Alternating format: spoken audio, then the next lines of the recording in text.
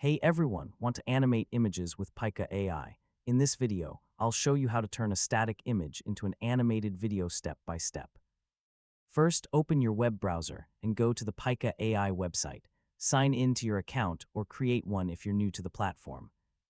Next, click Create and choose the option to generate a video from an image. Upload the picture you want to animate. Now enter a prompt describing how you want the image to move.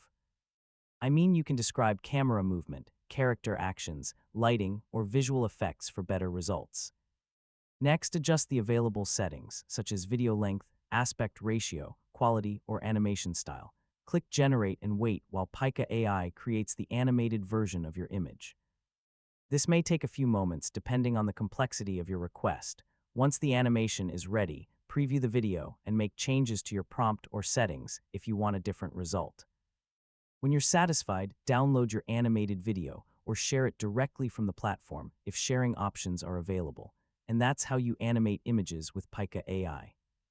With detailed prompts and the right settings, you can transform ordinary pictures into impressive AI-generated videos.